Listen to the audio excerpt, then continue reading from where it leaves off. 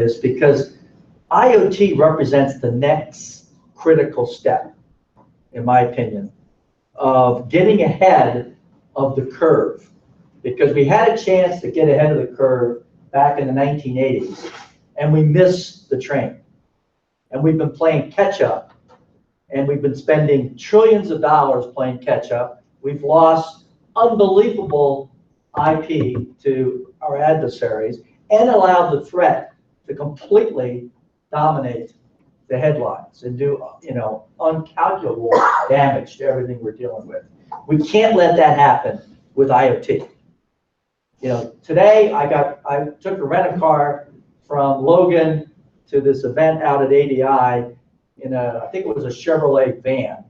And I rode, that was the IT era I was driving in. This evening, when I came over here to this event, I drove in a Tesla.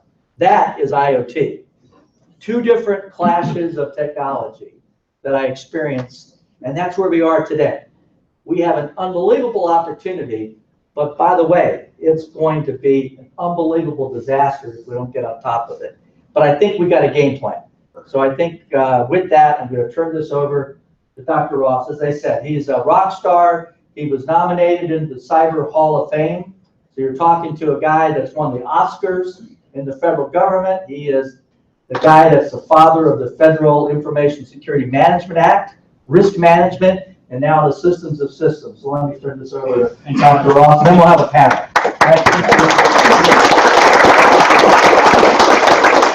Can you guys hear me in the back with this? You can't? Good? Great. I'll use this one. You can hold on to that. Thank you guys very much. I'll tell you, it's such a pleasure to be out here and away from the Beltway. The only thing that this area has in common is it's hard to find a parking place around this building. But how many folks here are in cybersecurity? I just wanted to see a show of hands. We only have a couple, but mostly all. We have more than I thought. That's great. I want to tell you a story tonight about what Bob just started talking about. We are very fortunate to be living in the greatest age of technology ever. I mean, I just turned 66 a couple of months ago. I'm on Social Security, and you'll all experience this someday. When I was sitting in an audience like you, I'd look around and say, I'm younger than everybody in the audience. I now have reached the point where I'm older than everybody out here in this audience. So it's a long, well, maybe one guy in the back. There's a couple of graybeards back there. But it's an exciting time to be alive.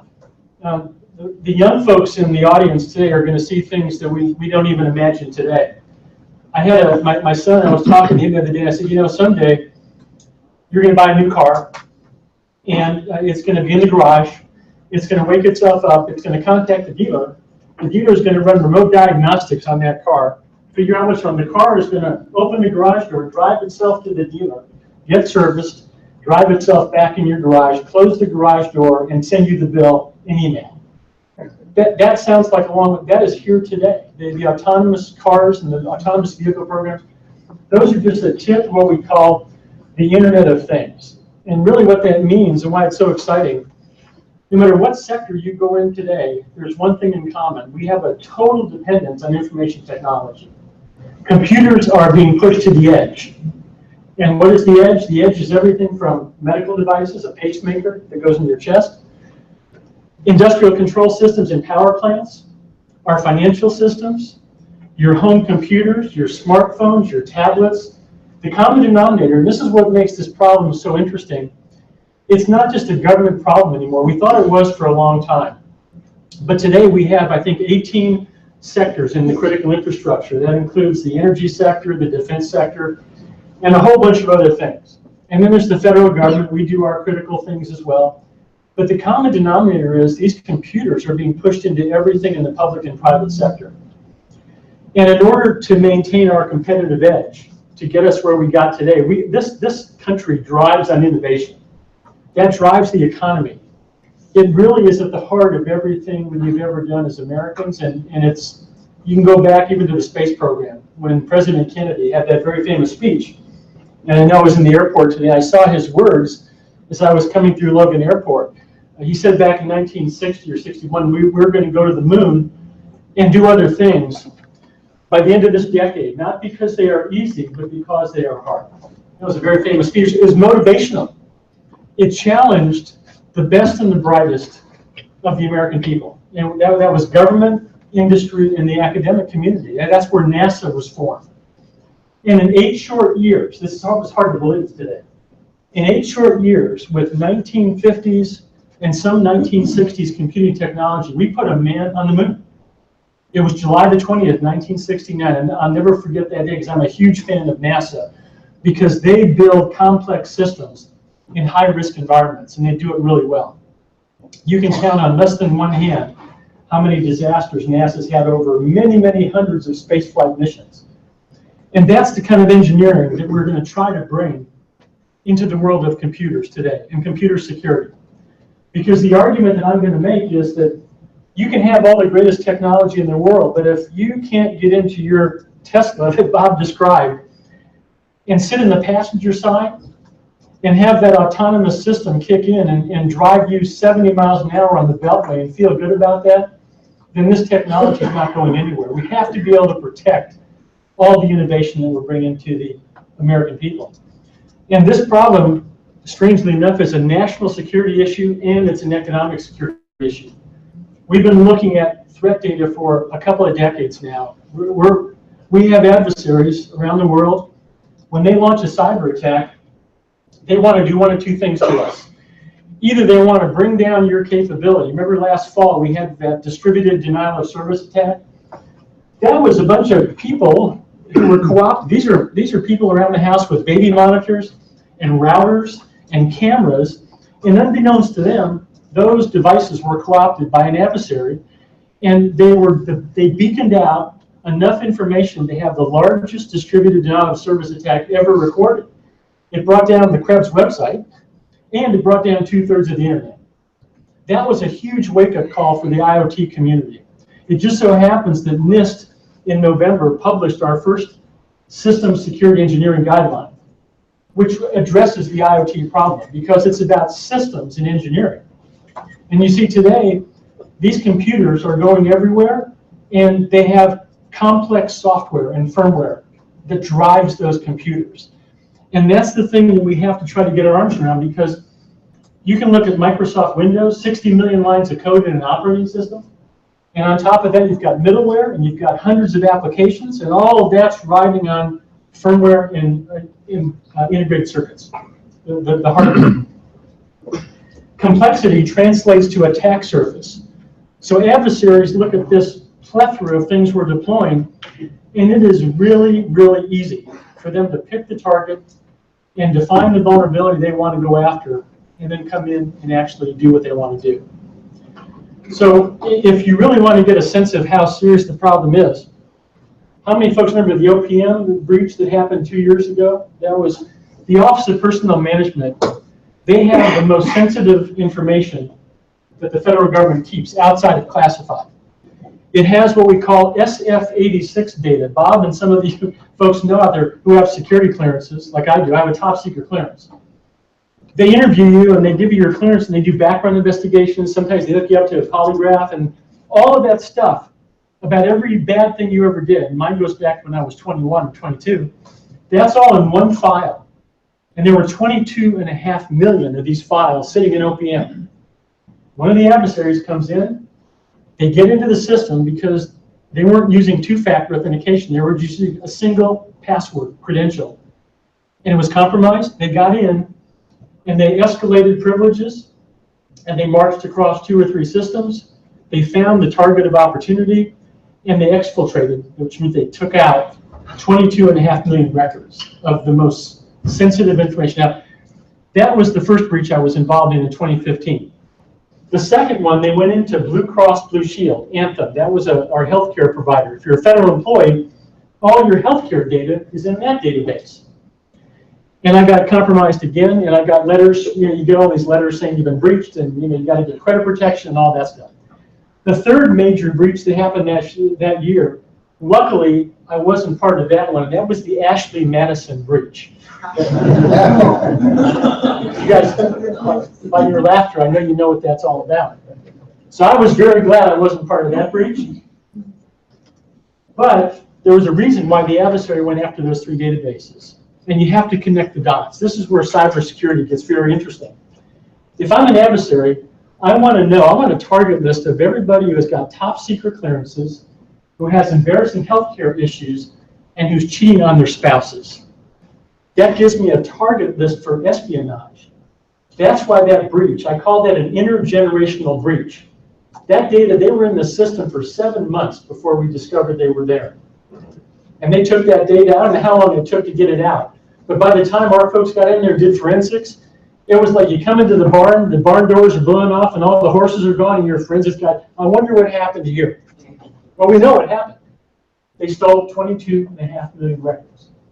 So this is a serious problem today. And the point I want to make to everybody here is, and you're all in the technology field and cybersecurity, if we don't get a handle on protecting the technology and the innovation that we deploy, 2 things are going to happen. Nobody's going to want to use it. And worse, people are going to steal it from us and we're going to lose our competitive advantage. And that should be a concern to everybody who's in the Fortune 500 companies. It should be a concern to every professor who's doing research at MIT. The national, we have our NIH in the DC area. They're doing critical medical research trials from the Food and Drug Administration. You see, once you compromise the confidentiality of information or the integrity, more important, and say you're a professor doing 2 years of research, and all of a sudden that information's been compromised, the integrity is gone. That's a big deal. And that's why this becomes an economic security issue, because a country like ours, we cannot afford to have unlimited exfiltration, losing all of our intellectual property coming out of great institutions in this area. There's a lot of brain power here producing a lot of cutting edge R&D that gets either tech transferred into industry or there's some other use for it. The national security implications are huge. Our weapon systems today, our intelligence community, they're all powered by the same computers. It's all commercial technology. And so a weapon system, a smart weapon system, has to maintain utmost integrity, high assurance, so those smart weapons can be put on target. That's how you see a missile going 1,000 miles flying into a window.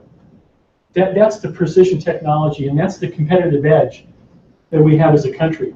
And so when that competitive edge starts to erode and you see your technology moving, not something because of tech transfer, because someone's stealing it from you, we lost our F-35 design documentation. That's the advanced tactical fighter. That design documentation was exfiltrated and is in the hands of an adversary now. And if you're an Air Force pilot and you're going into combat operations, they now can start working on systems that provide countermeasures for those aircraft. Or they can produce a cheaper version of it, because the F-35 is not cheap. So that's the message today. So how does this problem emerge? Well, it's all about complexity. And those of you who are computer science students here, the first thing you learn in your undergraduate is something about complexity theory. We have something, the mathematics that underpins computer science is automata theory. What's computable, what's not computable? And there's complexity theory. Today, we have built an information systems and an IT infrastructure that is more complicated than we know how to protect. That's where we are. It just comes from good old-fashioned innovation and a thirst by consumers to buy everything that technology industry produces. You can see it in smartphones and tablets and all the things that we love. We have an addiction to the technology. It drives industry, and that's the good news. But the bad news is the complexity now is to the point where we don't understand how to protect what we've done. So we have embarked upon a project at NIST. This is what Bob was referring to. It's called System Security Engineering. And one of the things that we're going to try to get a handle on is complexity. And I'm not going to go through, I have a lot of slides, but I know we're a little behind on time. So these slides that you're not going to see, I'm just going to talk to you tonight. They'll be available. You can have the slides and go through them at your leisure. But I'll cover all the main points. If you want to get a handle on the severity of the problem, you can Google the Defense Science Board report. This is a Defense Science Board 2013 Military Resiliency. That should bring it up. It's a PDF file. You can download it. In that report, the Defense Department asked the Defense Science Board to do a study. And they had one very important question. could the United States military withstand a massive cyber attack and still defend the country? That's a pretty important question. When they came back, the thing that caught my eye right off the bat, they described the vulnerabilities in all of our systems. And they categorized them in 3 basic categories. There's probably 6, but I'm going to summarize it in 3 big categories. The first category is known vulnerabilities. Those are the things that you know about and you try to fix. Sometimes the big vendors on Tuesdays, usually they announce their latest patches. That's because someone discovered a vulnerability and now here's a patch. Those known vulnerabilities are a problem in and of themselves. There's a lot of those vulnerabilities, as you can see. If you're ever in the IT business, you know there's an awful lot of these vulnerabilities that usually stack up, and you're just trying to keep up with the patches. And then when you do patch, you never know if the patch is going to break the functionality. So you got to be careful. The second layer down below that is something called zero-day vulnerabilities or zero-day exploits. That's when the adversary knows something about your system or your network that you don't know yet, but you will as soon as they launch the attack. That's the sequence. The threat launches an attack to exploit a vulnerability to cause mission or business impact. That's the risk assessment components. And then there's a likelihood that's associated with that. Today, the likelihood is 100%. If you haven't been attacked yet, you will be. And if they haven't compromised your system, it will be at some point. That's the data that we see, both classified and unclassified. So you have those 0 days. Now, the scary part about the 0 days is they're growing at an exponential rate because of the complexity. Every time you bring a new component into the 8 billion devices that are in the IoT space today, and that IoT space, by the way, is growing by 1 billion devices every 6 months or so, maybe even less time than that. That's a growth curve in complexity, and we're seeing the same growth in the zero-day vulnerabilities because the adversary, they have a target-rich environment. They can pick the time, the place, and the type of attack, and there is so much complexity out there that we just can't deal with at this point. This is not a problem of the government. It's a problem of public sector, private sector, United States, every industrialized country out there that uses information technology. The third layer of vulnerabilities is called, it's part of the advanced persistent threat. This is when the adversary comes through your network and they establish a presence in your system. They actually unpack your suitcase, make themselves comfortable, and their job is to blend in. They take over everything in your system. They can use a rootkit. You basically take control of the operating system, and then they control all the resources. Even your encryption can be suspect with an advanced persistent threat. Now, the scary part about that is they can actually build new vulnerabilities in your system that were not there before, that they can come back later at a time of their choosing and exploit.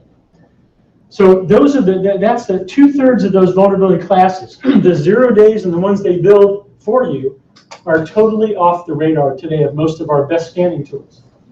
That's why we can't scan and chase these vulnerabilities. You know, the security today has become about better vulnerability hunting and scanning tools and trying to, stay on top of all the stuff that we know is bad that's happening.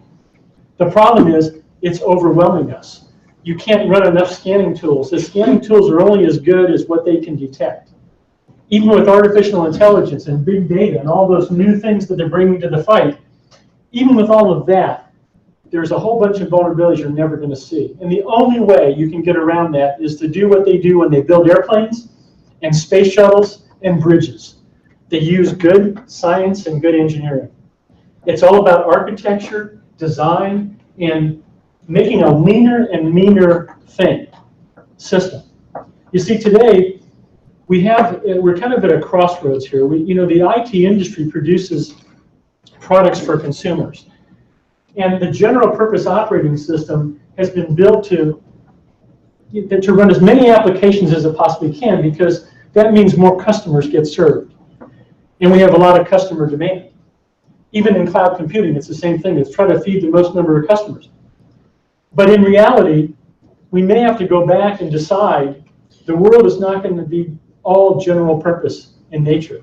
We may have to go back and decide with our critical assets and critical infrastructure like power plants and maybe medical devices and maybe weapon systems, things that we have to have a high degree of integrity in order to have a high degree of availability so that pacemaker works when it's supposed to work and all the time.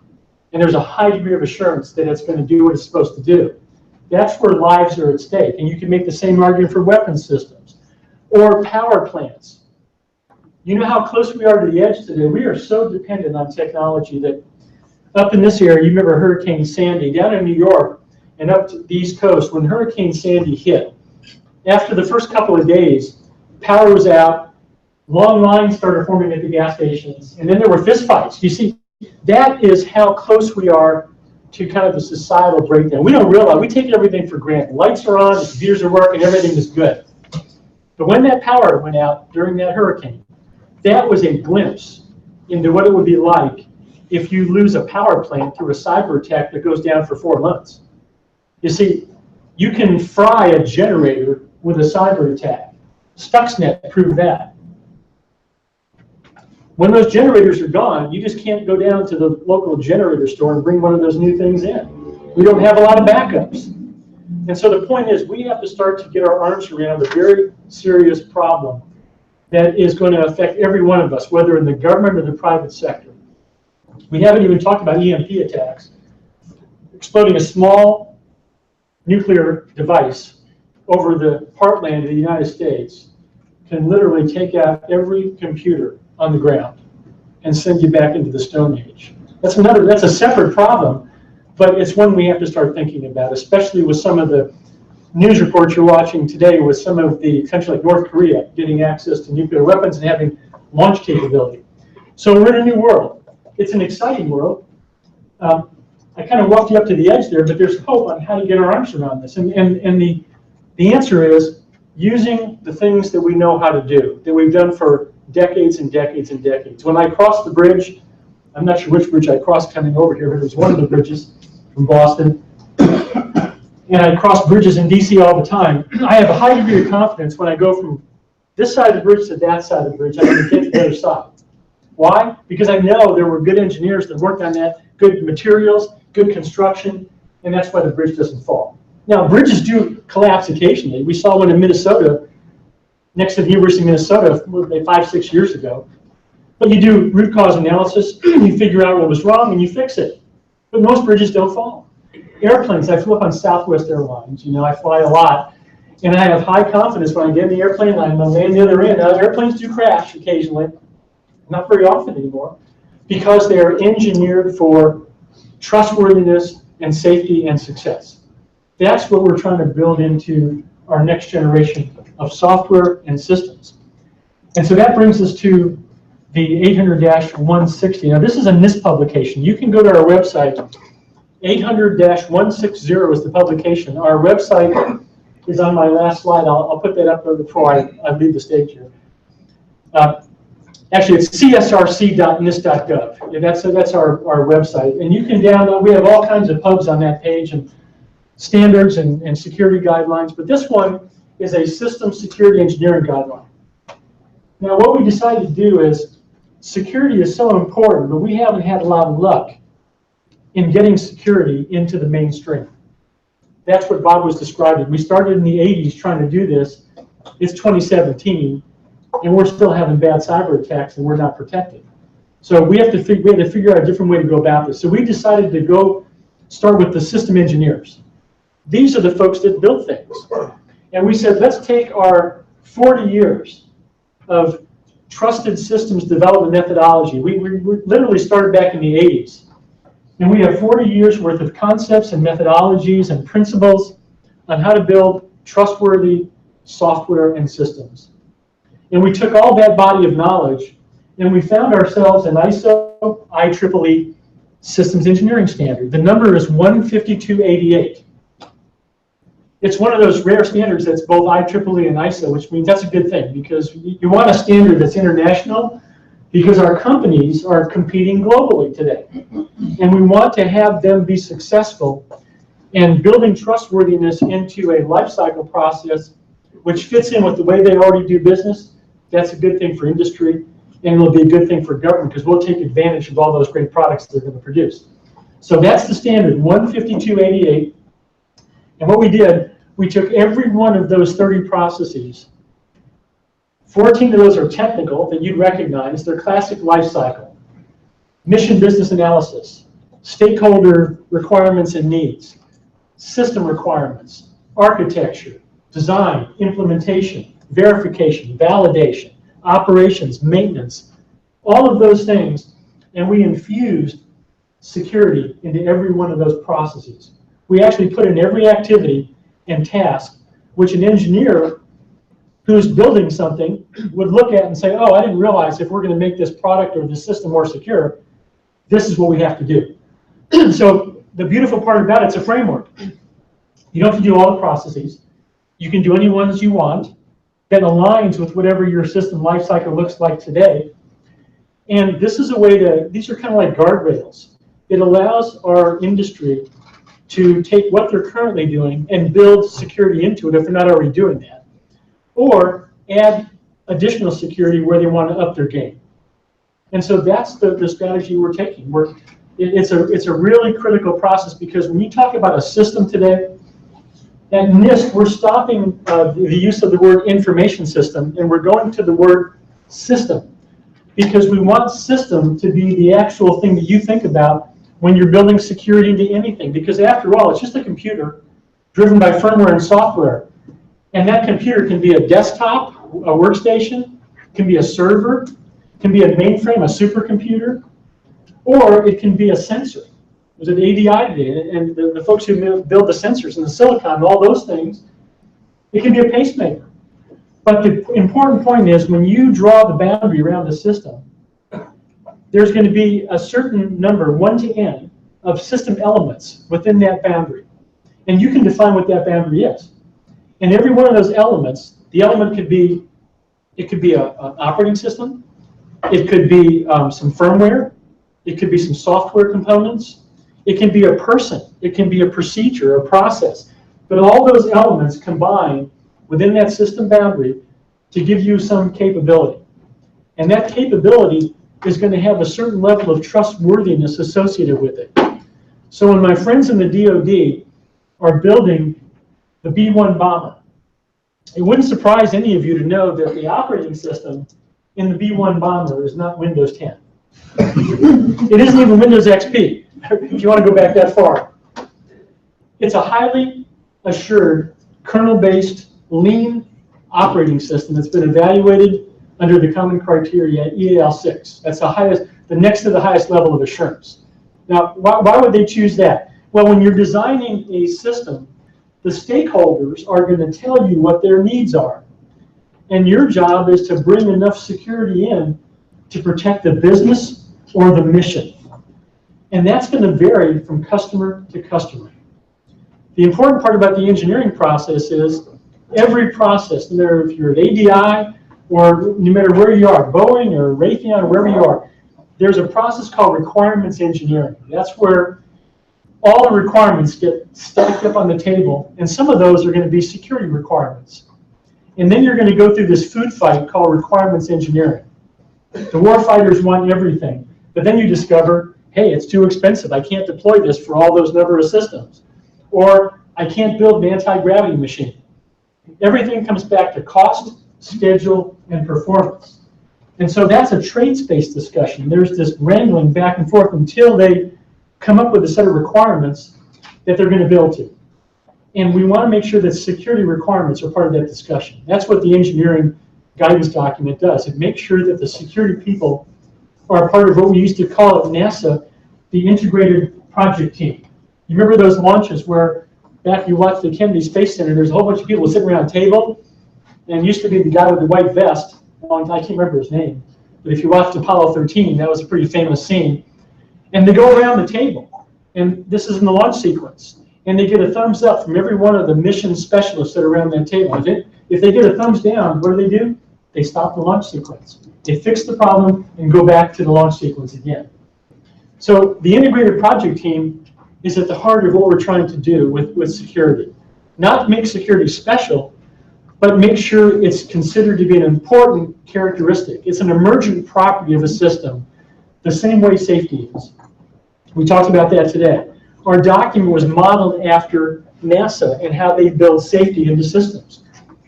Those shuttles didn't they weren't safe because they just wish safety would appear. They had to engineer safety into every one of those shuttle missions that they built. We have to do the same thing for security. Security is an emergent property that you can't tack on after the fact. It has to be built in early in the life cycle. Otherwise, none of this stuff works.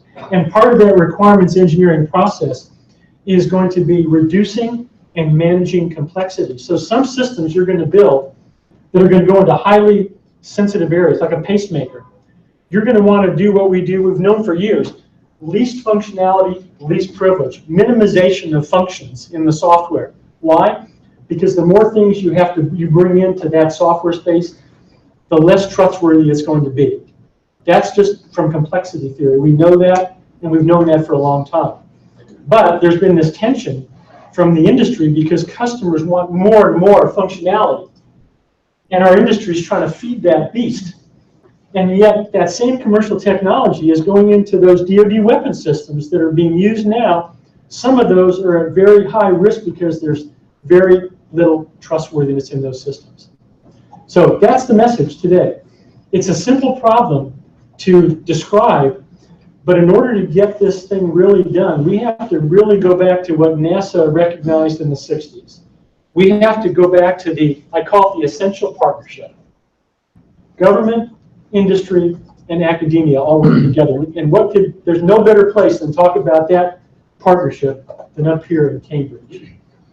Because when there are hard things to do, as we proved during the space race in the 60s, there is nothing that we can't do to put our minds to it. So we can solve this problem. It's just we're going to have to make sure that the government generates the demand on that side, and the private sector as well. And industry is prepared to respond for whatever it takes. That's my message, and I'm going to stop there, and I think, are we going to do the panel now? Or? We're going to do the panel. This is a stand-up panel. Not an outstanding panel, but a stand-up panel. Yeah, so you're going to be able to ask your questions of Dr. Ross in a second. I'm going to invite John Walsh to come up here from ADI. We've actually got a couple of chairs, check it out. Oh, we're actually going to have a sit-down panel. Oh, okay. All right. Okay. Oh, that's good. Oh, you're really fancy here. Nothing but the best. Steve, come on up. And is there another? You want the podium or do you want the chair? You stay up. I can stand up. Okay. You want to be over here? Yep. Steve, you can sit over here. So, I know we have a hard stop at 8 o'clock, right? Just about 8, yes, sir. Okay, so everybody kind of calibrate their watches here. All right, so let me just kick off the panel. I'd like to ask John Walsh to give us just a small glimpse of what he's focusing on these days, because it plays into what Dr. Ross was talking about, which is when you're trying to build security in early, one of the things that seems to be a pretty strong consensus of the experts is that our Achilles heel in the first wave of security that we're experiencing today has been the lack of strong identity security, as Dr. Ross talked about in some of these major breaches.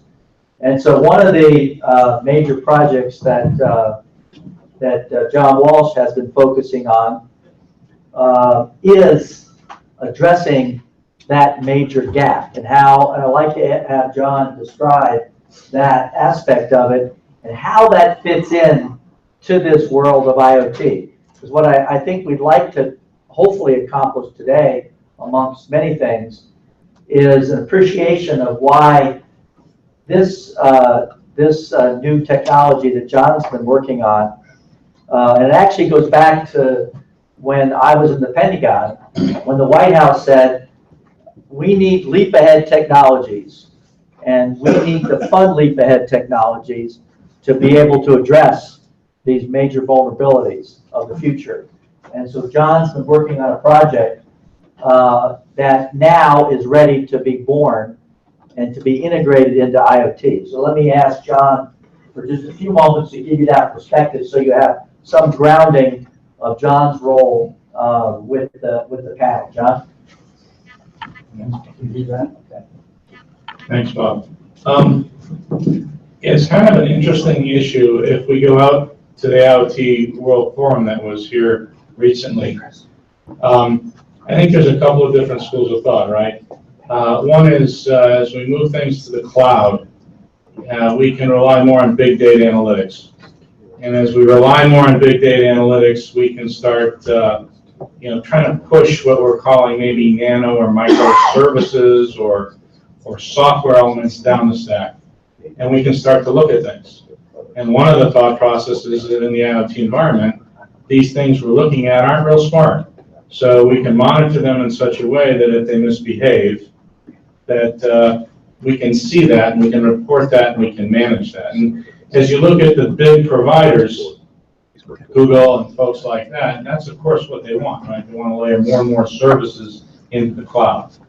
At the other end of the spectrum, there's a thought process about, do you really know what's connected in these systems of systems? How do you really keep track of all this? And as we're deploying IoT and we're deploying various types of things, what we're really trying to do is look at information in a way that we can create relationships between the information in such a way we can create new outcomes. And so artificial intelligence and controls and things allow us now to do things we couldn't have done before. The challenge we're having is now that as these things get more connected and they cross more boundaries and become more systems of systems, if you will, our ability to just look at it from a big data standpoint, it's just not scalable. So at the other end of the spectrum, you see a convergence towards a thought process of hardware as a root of trust, and we want to secure the edge. We want to get to the endpoint. And in fact, not only do we want to get to the endpoint, but what we really want to do in order for this thought process of security to scale is we've got to get rid of some of, I'm going to say, the traditional thinking. As an example, in a PKI architecture, I recently was speaking with one of the leaders at GlobalSign. GlobalSign is one of the certificate authorities that would issue keys and certificates in a, we'll call it PKI, public infrastructure environment. They're saying in IoT alone, they would have to issue over 10,000 keys a second just to keep up with the billion devices per year, or about that, right, that we're adding or more to the infrastructure. So what we've been really looking at is two things. One is, it's really several things. It's more than security. It's about data integrity, data rights management. It's not just about confidentiality, it's about privacy. It's about the ability to support multiple monetization models as we look at data and the flow of data and who actually owns the data. And it's about how do we secure these things out at the edge. So in many respects, it's about getting rid of assigned identity, trying to get an identity that's attestation capable at the edge. And at ADI, the way we believe an approach to doing that is to establish identity based on the silicon DNA itself at the A to D conversion location at the edge, and to propagate that identity up the stack into the big data analytics and other things so that we can begin to secure from the edge, from a system standpoint, up the stack. And from a value proposition standpoint, begin to integrate with the security stack, the big data guys, the FireEyes, the SIEMs, and so on, so that we can see, not just from a malware perspective, but if you don't have the right identity, you're not on the architecture, that you don't have the credentials, if you will, to talk, and the assigned identity problem goes away. Great. Hope you got that. So we'll let you ask John some questions on that topic. But the reason why that's important is if you look at what Dr. Ross was talking about relative to NIST standards and systems engineering and systems of systems without having the right technologies available to be able to deal with this problem. So the engineers can't engineer if they don't have the right technologies. No matter how good an engineer John is, he isn't going to do it if he doesn't have it. And so now we've got a fundamental building block to begin to deal with IoT security the right way. So now the key question is the government going to regulate some of this stuff like we had in the automobile industry with airbags and seat belts, et cetera, et cetera? Is this technology going to be fundamental to everything that we're all dealing with? So that biometrics becomes a standard that can be trusted, as an example. So that's a very important part for, I think, all of us to have a general understanding of. So I'd like to ask Mr. Roberts, who is an entrepreneur and is looking at this problem as well. And because one of the things that we've talked about, I know Chris has mentioned this many times today, there he is, he moves around, is the fact that, as we said, IoT has to operate in a resource-constrained environment. You know, when John Walsh and I were over in Australia a few months ago, they're putting IoT sensors on bumblebees, as an example. We're putting IoT sensors in oyster farms, and Chris can talk all about smart agriculture and things like that. That's the world that IoT is today, and God forbid what it's going to look like tomorrow. So if you could, Mr. Roberts, can you tell us a little bit about what you're working on to make a technology available to deal with that resource constraint issue? So the biggest things that we see in our architectures and the technologies, the IoT space has never seemed to match the IT side of things. In IT world, spent a lot of time, 26 years in IT. And from an IT standpoint, when you have a PC or a computer on a network and you need to get access to it, you had transport layers, you had stacks, you had the OSI layer to talk to match against exactly how that you deliver access and present data to the end user. IoT seems to be a big, huge vat pit that standards are thrown out. You get protocols, standard vendors, you get different technologies that need to be put together in a seamless pool so people can access that data. Everybody's got their own techniques. What we try to do and what we think, and we go back to the standards from the IT world, and the standards would be things like the lower that we are, or the lower level we are inside of the resource, the more security, more intrinsic security that we have on that device, so we can stamp that. If we add that security, offer and provide just the resources that are necessary for that, and then deliver it through a transport that only gives that one singular or very small resources out in a low memory profile, then we can exceed those necessities for those users. For example, instead of using big clients to secure those architectures, instead of using, everybody's familiar with VPN architectures, everybody's familiar with using other things. Everybody remembers the day not being able to load your VPN software on your cell phone or even your laptop, or having to have somebody get access to equipment or data from a network or services of networks or industrial protocols over to another network. How does that happen in the IoT world?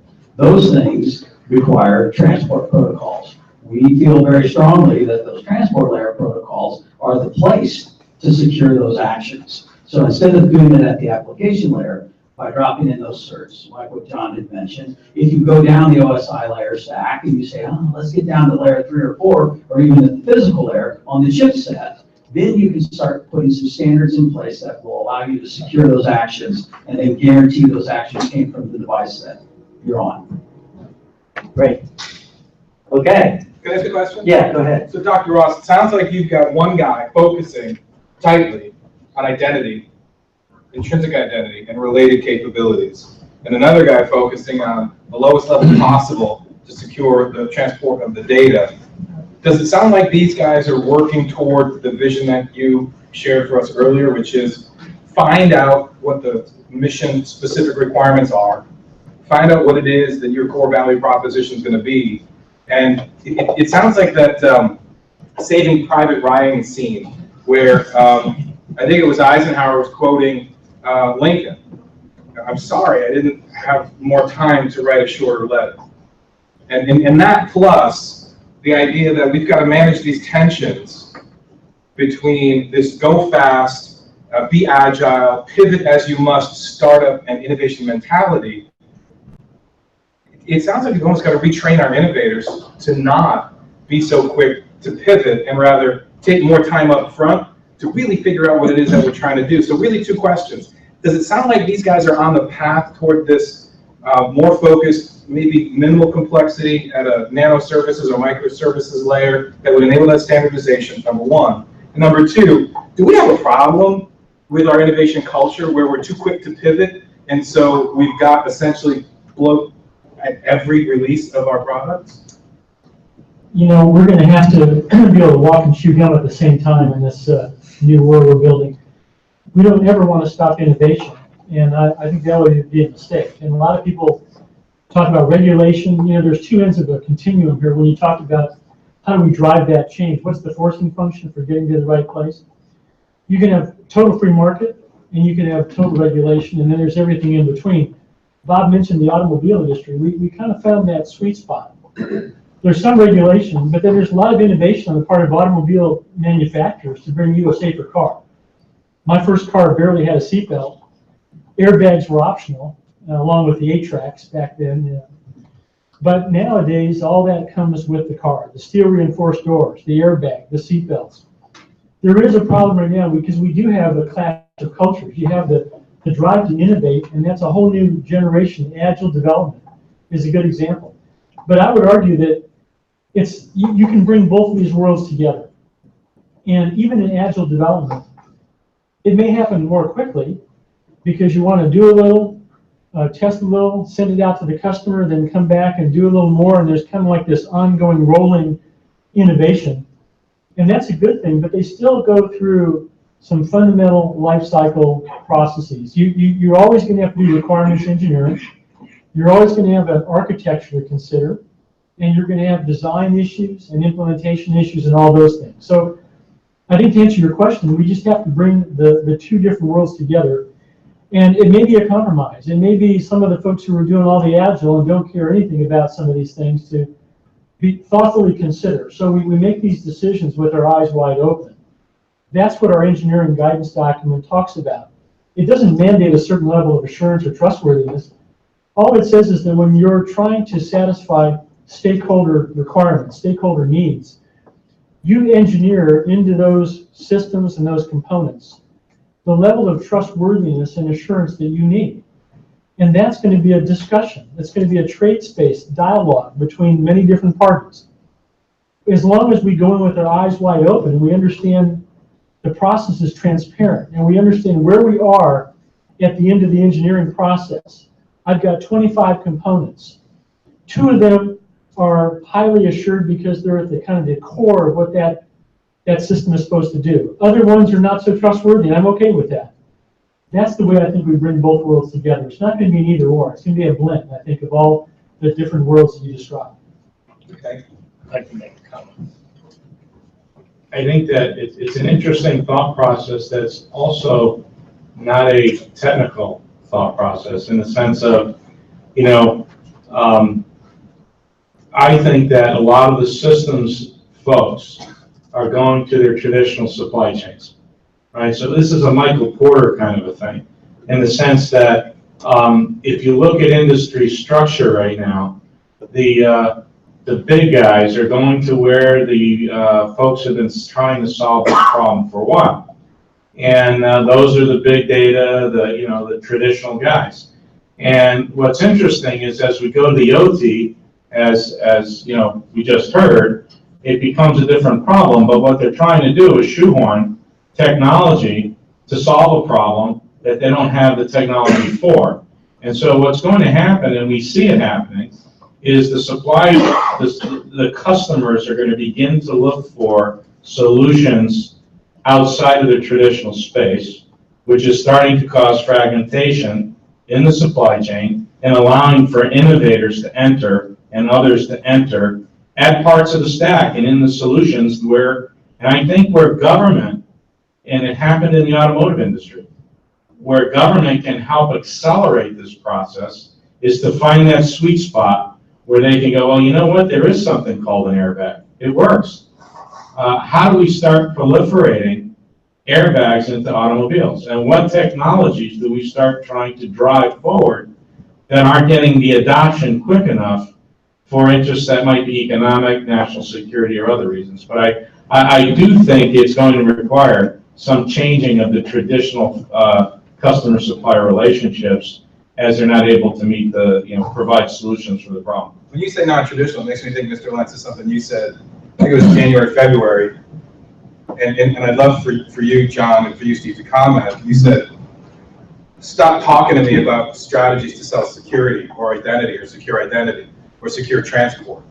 There's got to be a value proposition that's greater, that's more compelling for these businesses. In other words, what drives this business? What are they selling? Where does the revenue come from? Where does the margin come from? And sell the ability to get to that by having secure identity or secure transport. I hope I didn't misquote you. Yeah, but I think what everybody's saying is just like Microsoft. Okay, Microsoft was the biggest, technology in the Pentagon when I was there, but it was also my biggest thorn in my side because they had crappy software. And I used to call up the Microsoft seniors and reading the Riot Act in the Pentagon. The only way they changed, even though they made a lot of false promises, was until the consumers said enough's enough, right? We're not going to be dealing with your crappy software. And Microsoft finally said, hey, I got a value prop here that I've got to deal with because I can't keep shoving this crappy, leaky, bad coded software over the transom anymore and focus on functionality, which is that Tale of Two Cities issue that we just talked about, functionality versus security kind of thing, or innovation in that way. So I think the consumers are going to demand a lot more, as we already are starting to see. So go ahead. I've heard the exact opposite story. I've heard that actually what changed Microsoft and what forced, obviously there was the trustworthy computing memo, so there was Right. top-down ownership, which I think is also a worthy example. But I've heard that what really changed them was the U.S. government as their largest customer saying, we're taking a serious look at going with Linux and abandoning. Well, it's funny you said it. As soon as you started to say that, I will tell you, since I wrote the open source software policy in the Pentagon, I had more lawyers from Microsoft and lobbyists saying this is the craziest thing you could possibly do. So I agree. We helped, drive some of that as well. And I only say that by way of saying sometimes when we rely or we put a lot of emphasis on this notion of, well, if companies don't act in this way, then consumers will revolt and choose other products. And from healthcare on down, when in many cases, and maybe even operating systems is a case like that, consumers aren't really empowered to make that decision. Either they don't have the knowledge or they actually really, as with healthcare, don't have any choice.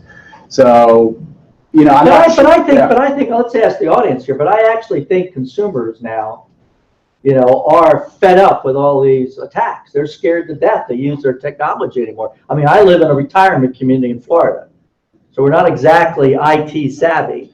And I will tell you, they think I'm actually IT savvy, which they're wrong. I think you are. And they will come up to me and they'll say, hey, Bob, what am I going to do? I got this ransomware threat all over the world, so I shut my system off, right? Or, how am I going to even trust my little computer or my phone?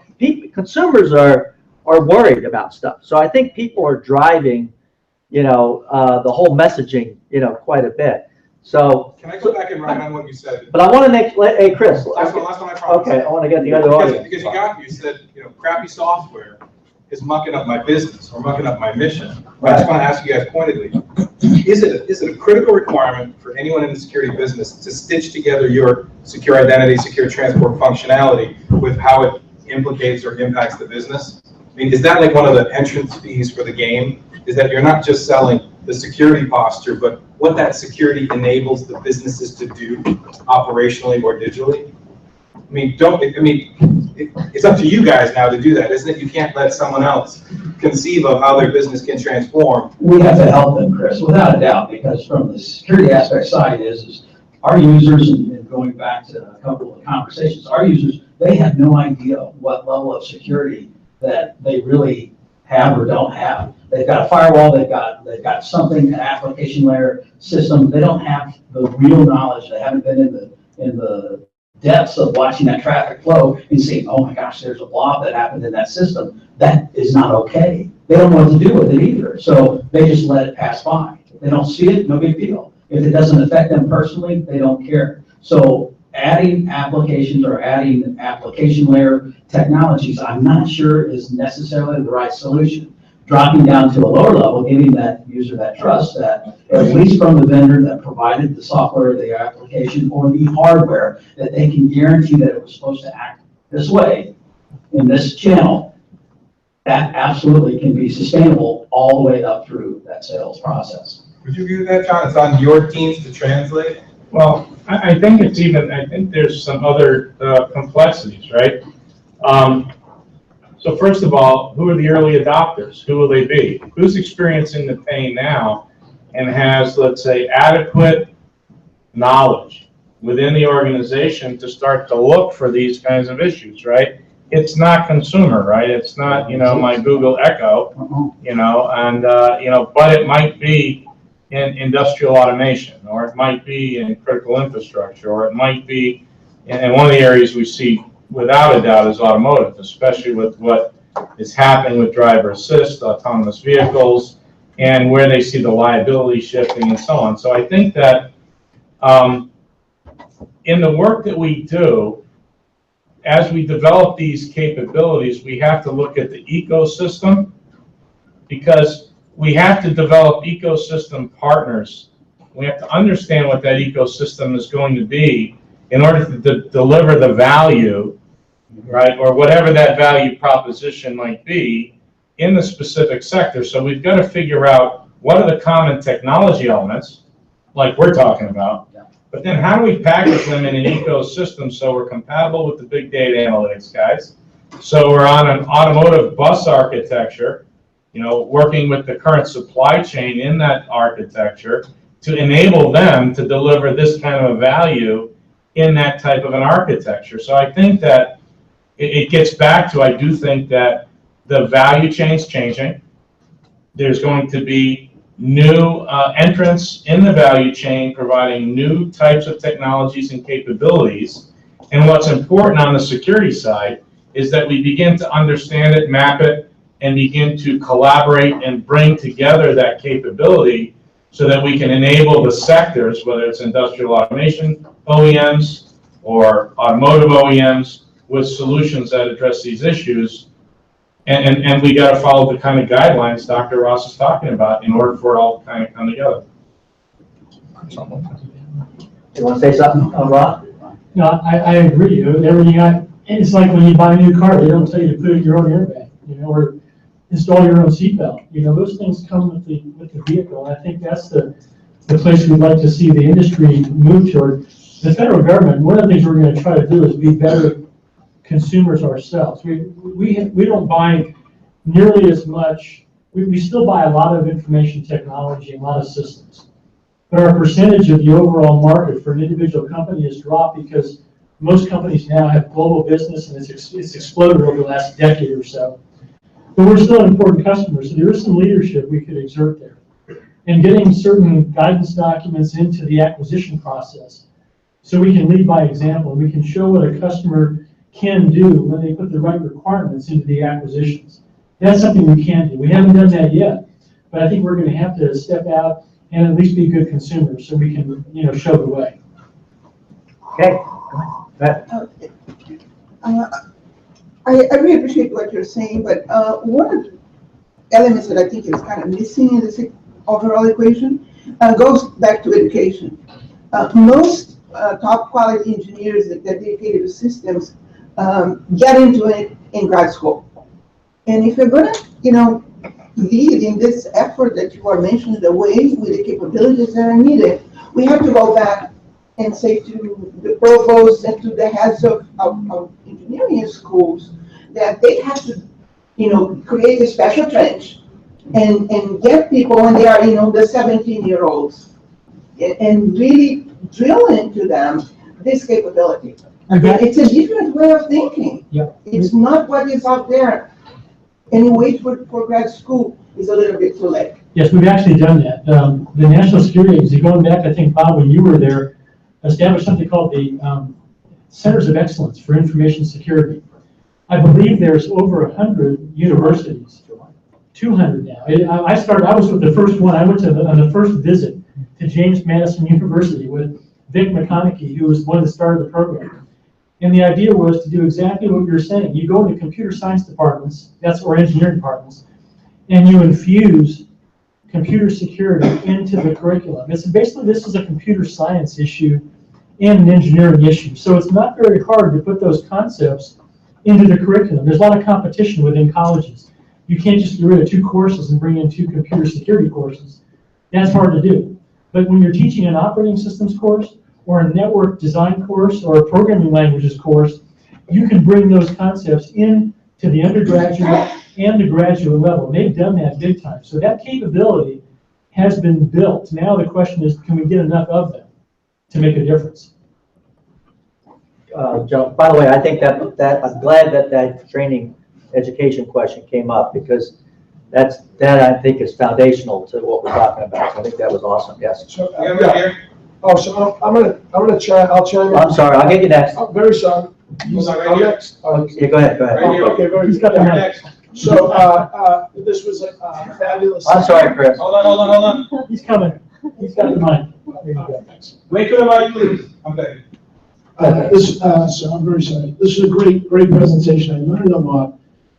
And I like the idea, discussion on curriculum. But what I want to do is go back to the initial part of this presentation and just talk about, NASA and space and so on. I read a lot of that National Geographic stuff when I was a kid too. And, I love all those Apollo missions, but the topic of space stations and the International Space Station, and this is what I'm looking for a comment on, is courtesy to like 1 or 2 space stations. My thought is competition is what drives technology, it drives advancement, it drives innovation, and that was one of the themes of tonight's presentation and discussion. So can anyone talk a little bit about the concept of numerous or even many different space stations, and competing along those lines, so that, could that be something that's viable in the future? Thank you. Well, first of all, the answer to this one question is, I think it was Gene Kranz. Gene Kranz, yeah. Was the guy with the white vest in Apollo. Apollo 13. I just thought of that. Yeah. But I think partially to answer your question is, we're already seeing that with commercial, launching of vehicles in space. So I think that's going to be, going back to that point of commercialization, that is what's going to drive, the space exploration, is commercial investment into that. And that's one of the most, tell you the truth, that surprised the heck out of me. So anyway, let's go back to that gentleman right there. My name's Reed Hinkle with ARM, and so one of the things I wanted to point out is that there are actually initiatives underway from a lot of the thought leaders and some of the industry leaders. You're watching carefully, you can see white papers being published by Microsoft on what they determine needs to be fundamentals are for IoT type devices. I think just last week, Intel released a white paper, maybe it was a month ago, somewhere in the last 3 to 4 weeks. ARM is undergoing, or basically in the early stages of launching an initiative. So I think what you're saying is there needs to be a value, and some of the values are that I think some of the key cloud providers are basically going to set a higher bar for emission for certain devices on their networks.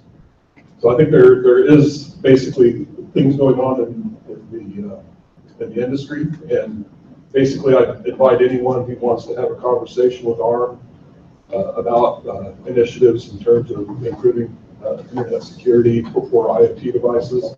We're definitely very much in open to having those conversations. And so that's my invitation for anyone that I Okay. more willing to speak with. So can I ask you if you agree with what we're hearing? Oh, Are we absolutely. going to see the distribution of these secure capabilities beyond the cloud, beyond the edge, Oh, and into devices? Absolutely, it's gonna be fundamental. Anyone who's familiar with precedent on ARM, on the A-series products, you can envision that same technology, that same isolation boundary technology, and some of the fundamental root of trust capability that was built into our microprocessors will be built into the microcontrollers. So that answers the question. Will it be in sensor devices? Yes. Will it be in edge connected microcontroller-based gateways? Yes, definitely would be there. Okay. Can I make one comment about that? We talked about tools before. You know, the Department of Homeland Security has their program called Continuous Diagnostics and Mitigation. It's our continuous monitoring. It's a $6 billion program. Our industry has just stepped up and produced some just terrific tools, scanning tools, and we've been doing terrific work above the waterline. And if we can solve this problem below the waterline, I call this below the waterline, where you're talking about all the things that are in the world of ADI and the companies who work in the components and the systems. Just think how much better all of those scanning tools would be if we had an even better foundation at the base. We're doing great stuff above the waterline. We just need to catch up below the waterline. We can put those two things together. There's nothing that will be able to stop us. Hi, I'm Ventrias. I work for a startup building a device, and I'm glad you mentioned agile, because we use agile development and this continuous releases and all that. And the pressures at a startup are always, I mean, you can barely put out a working product version. There's so much pressure to release and so forth. And I think it's kind of hard to find the time to add security in this kind of more traditional sort of system. So do you think there's going to be regulations or something that's going to kind of pressure these people to, or these startups to actually add it, because otherwise it's not going to happen, it seems? Thank you. Well, I'll tell you, I think you have to look at this from a couple of different perspectives. I don't think there's going to be a legislation or regulation in the near term. I mean, who knows what's going to happen, but the new administration is probably not going to add a lot of new regulations to the current mix. In fact, it may go just the opposite. But there could be policies that we could come up with within the federal government that are targeted at our acquisition process. So I talked about leading by example. It doesn't take a lot sometimes to kind of show the way. And if we can prime the pump and actually favor those companies that do take the time to put in good engineering techniques that result in more trustworthy components and systems, and that may be a good thing. Now, your comment about startups is very relevant. I think ultimately you would like it to be the case, and we talked about this today, is that we would like it to be the case that it doesn't cost anymore to put security into the process. In other words, if you're doing a good lifecycle process and you're following certain established practices and principles, that becomes institutionalized into the lifecycle process.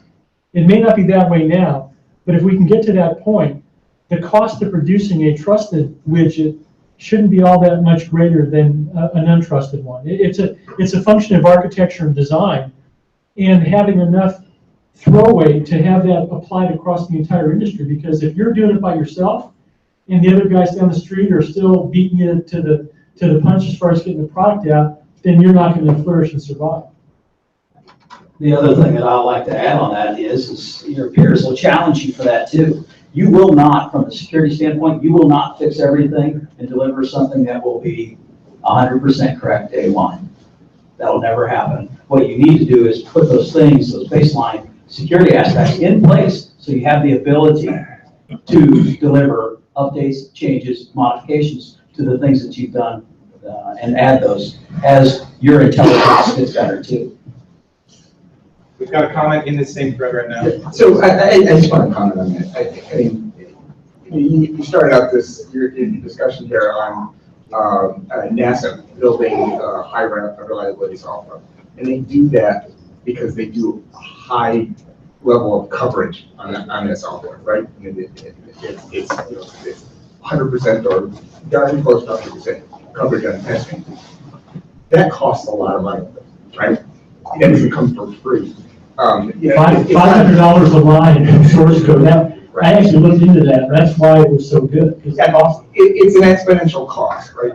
If you do 50% code coverage, right, it's one thing. If you do 90%, it probably costs you exponentially, and it goes up as you get closer to more nines.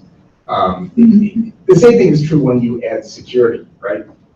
It's more expensive, it's more functionality, it's going to cost more. There's no way that adding security is not going to be free, or it is going to be free. It's just, even if you only look at the testing perspective. I'm not saying, we shouldn't do it, I'm not arguing against it, but I think it's ludicrous to say that security is ever going to be a free thing. I think you're correct in general. Let me argue one point.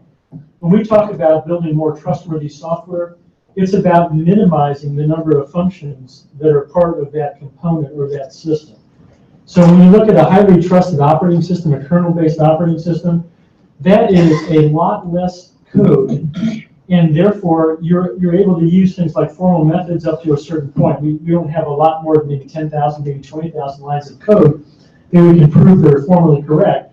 But when you get up to 60 million lines of code, that's when you get to your problem where you actually have to pick the branches that you're going to test. It's called test coverage analysis, figuring out the most productive set of tests you can do. You're never going to win that argument when that software gets out of control. So I would argue that building things that are minimalist. I used to use the term trusted garage door opener. It does one thing, it opens the garage door and closes the door, but it does it with high degree of assurance.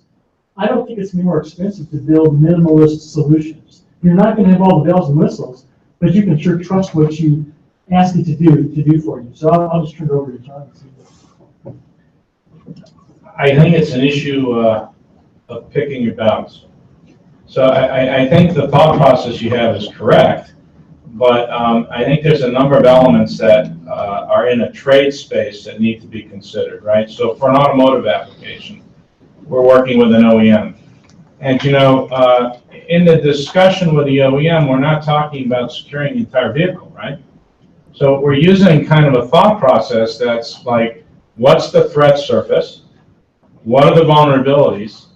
And then from a threat surface analysis, what vulnerabilities are the ones we really need to focus on? Because then I might get down to a specific component in the car or a specific area of the car that we need to focus on, right? So we're not going to do the kind of stuff you're talking about with all the software. And I think it's as we look at any one of these systems, whether it's industrial controls, whatever, we've got to come at it from a systems engineering perspective. We've got to understand what the threat surface is. We need to use, similar like a failure modes and effects thought process about which ones we want to target and address. The other thing is, are there technologies that are emerging that will actually lower the costs of protecting those areas? So, today we have a very standard view of, and I don't mean to come back to keys, but, the brick and mortar, the traceability, the accountability, the ability to do over-the-air updates to the vehicles or to the industrial, it's huge cost. So there's other aspects of security that as we look at the vulnerability and as we look at scaling this, if we do it right, we could actually reduce some of the costs. So I think that it's not a general thought process. I think we have to go back to the systems thought process and what are the problems that we need to fix, focusing on those, and other technologies emerging that will allow us to actually do it differently that starts reducing the overall system cost, total lifecycle cost, something like that. We've got a question here. Oh, hi, my name is Praveen. My question is this, seems like a lot of effort is being put in the technical side of solving problems and so on and so forth. But in all that, one of the most fundamental things is being forgotten, which is no one seems to take a leadership position, by which I mean all these organizations and agencies, whether it's DHS or NSA, NIST, and so on. It seems like they seem to forget to inform Congress not to pass or try to pass stupid laws, for example. As an example, every 2 years, somebody tries to demand that all software vendors in a backdoor for national security purposes and so on and so forth. Well, that's an oxymoron. There's no such thing as a secure system with a backdoor. Why is it that none of the agencies educate Congress so that these questions don't even come up in the first place? And as our last point, including things like draconian laws where security researchers get arrested, get long jail terms, just because they exposed a flaw in some private corporation's equipment, even though they did everything that was ethical and responsible. So the point is, where is the leadership position from the agencies? Well, there's a few very good questions. I think the way our government's set up, the executive branch, and that's where part of the Department of Commerce, that's where NIST lives, we're separate from the Congress. So the Congress basically does what they want to do, and we respond to them. They pass a law. That's how FISMA came about, the Federal Information Security Management Act. That's what drove NIST to do all the security standards and guidelines. So, there can always be laws that, kind of end up the way you described. And I don't think we'll ever have full control over that, although we do elect our representatives. So in some sense, we put the people in Congress who are passing those laws. So, maybe we need to do a better job of putting people into those positions that are going to be in charge of making the laws that we have to follow. The other point about vulnerabilities, there has always been, you talked about the security researchers exposing, critical vulnerabilities. This has been a problem even within the government. This goes back to, Bob knows a lot about this. There's something called the equities issues, where we discover a vulnerability, and then the equities problem is, do we talk about the vulnerability, or is it used to exploit? There are two sides to the cybersecurity issue. There's an offensive side, which is not NIST responsibility, but we do have in Cyber Command, for example, there's an offensive capability and a defensive capability. That's just part of the new world we're living in. We have to be able to protect ourselves. But that equities issue is always on the table. And that the thing about backdoors and everything, we try at NIST to stay away from those. From a NIST perspective, the most important thing we can do is every standard that we produce and every guidance document needs to be transparent. We try to make sure every standard and all the things that we do are publicly vetted. So everybody out there can see what we're doing and understands what we're doing and have confidence in the standards that we produce. If we lose that trust, then that kind of the whole standards process breaks down. And so that's how we try to stay away from the kinds of things that you described. Others might have any comments on that. Yeah, well, that is the only real dummy here right now, since you're in active duty. I'm glad you took that question. But I will tell you, having been on the commission, Cybersecurity Commission for the presidency, one of the strong recommendations that several of us made to whoever was going to win the presidency was that we put a true information technologist at a cabinet level position. And I'll maybe exaggerate a little bit, but we use as an example, we need to have a Bill Gates or somebody who will serve a tenure of, let's say, 2 years at the White House, being an advisor to the president for information technology and security. And that was a recommendation that we made. It really didn't get any traction per se. It was included in some of the briefings to the the two presidents aspiring for that role. But I think we're going to get there one day. Because to your point, we need to have someone to educate Congress on a regular basis and have a dialogue amongst all the branches to be able to how we more effectively deal with this world of IoT with someone that really understands it. And I think we're going to get there one day. We're getting closer because we're getting some phenomenally talented people who are CIOs and CISOs and CTOs that are serving in the government. But I will tell you, serving in the government nowadays is a hell of a tough job. Okay? It is really a miserable existence to some degree. And I hate to say that, having served for 35 years in the government. And we have to make it easier on them too, or we're not going to be attracting the best of the best. So I know when you thought of Bill Gates, what was the title? Was he the secretary of Microsoft? Is that the time you were? Well, he had already left Microsoft, and, you know, and he's doing great things dealing with all of his, you know, global missions and things like that. But to tell you the truth, under the first administration with President Obama, he came real close. A lot of us, actually, there's a gentleman who's now the chairman of Microsoft, John Thompson, was many of us were pushing, and he really wanted the job to have that cabinet level position. I will tell you something that has never really been publicly made. But that was a recommendation we made 8 years ago, to have someone. Now, he was a little bit too much on the security side, but we needed to have someone like that. So we're going to get there, because I think having someone at that level, they can also deal with the equities issue and have their nose under the tent to make sure the right decisions are being made in the spirit of national security and economic security and privacy and things like that. But we also need someone at that level who is going to push the president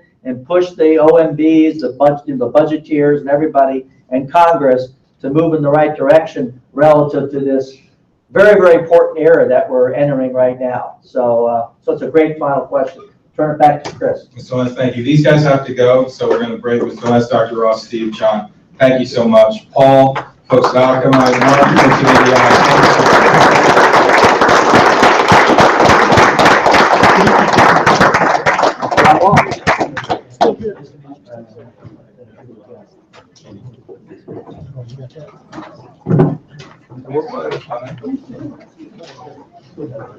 I will say John Walsh was our first speaker ever at the security meetup, so it's good to see him back for an ongoing performance. Thank you so much. That was great. Really appreciate you guys. I didn't need the slides. I was going to slides. Is there any way you can make those available to us? Absolutely. If you're comfortable, you can post it up on the website. Thank you. Yeah, I'm going to look your stuff up for Yeah, I just, I greatly I was appreciate going to that. use the slides. Thank you. You know what I would say is awesome? Was there somebody? That's great. Great to bring you in. I've spoken to my team once. One thing that is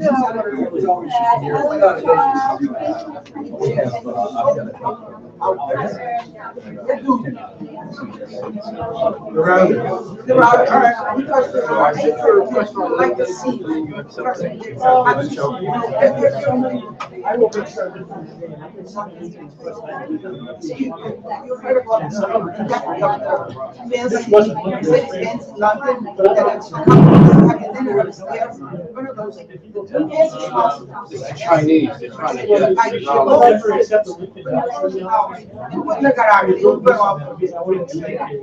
website,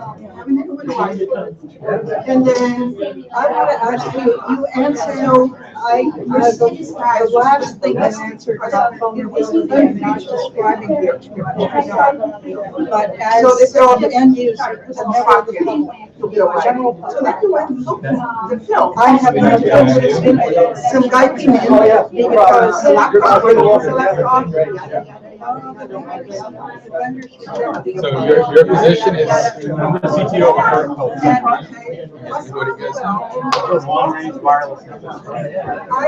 I end up using some of the concepts of these guys. It's a very constrained environment. It's a very small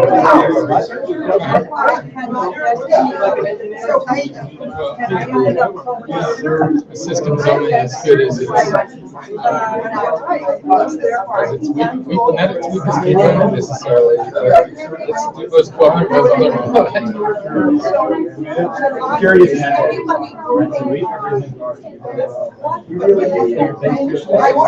very much strive to build last attacks to get dying. It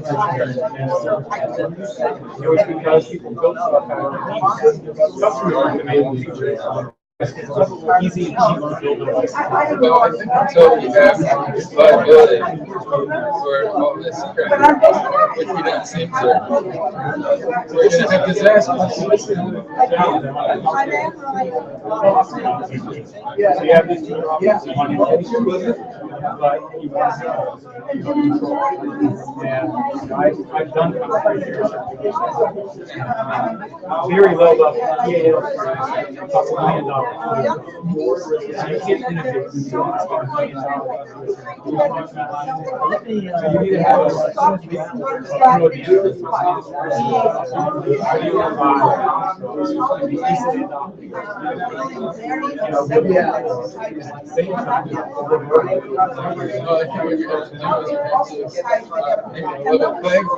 somebody who was quick and dirty and insecure is not going to have an advantage over somebody who actually does security. And that happens in parts. I don't know if you need to make it so you really want to. It doesn't happen. I mean,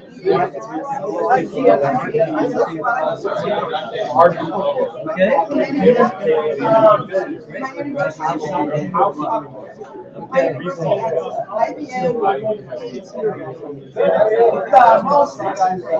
It's good, man. You're out there. Yeah. Of course they are. And the other, and this, of course, the car industry is